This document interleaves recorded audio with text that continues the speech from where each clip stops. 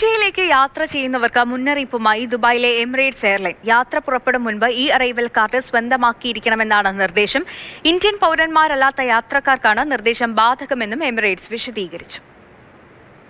ഇന്ത്യയിലെ വിമാനത്താവളങ്ങളിൽ എമിഗ്രേഷൻ നടപടികൾ വേഗത്തിൽ പൂർത്തിയാക്കാൻ സഹായിക്കുന്നതാണ് ഈ അറൈവൽ കാർഡ്. വിമാനത്തിൽ നിന്നും ലഭിക്കുന്ന ഫോം പൂരിപ്പിച്ച് നൽകുന്നതായിരുന്നു നിലവിലുണ്ടായിരുന്ന രീതി. ഇത് വിമാനത്താവളത്തിൽ അധികൃതർ പരിശോധിച്ച് നടപടികൾ പൂർത്തിയാക്കാൻ കൂടുതൽ സമയം ആവശ്യമായിരുന്നു. ഇതിനു പകരമാണ് ഈ അറൈവൽ കാർഡ്.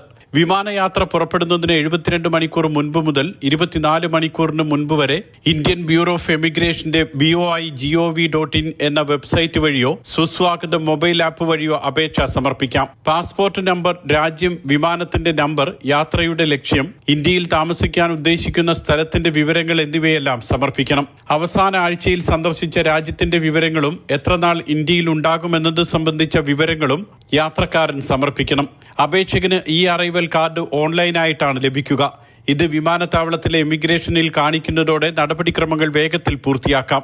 അപേക്ഷയ്ക്ക് പ്രത്യേക ഫീസ് നൽകേണ്ടതില്ല. അതേസമയം ഈ അറൈവൽ കാർഡ് വിസയ്ക്ക് പകരമാകില്ലെന്നും അധികൃതർ വിശദീകരിച്ചു. ഇന്ത്യക്കാർക്കും OCI കാർഡുള്ളവർക്കും നിയമം ബാധകമല്ല.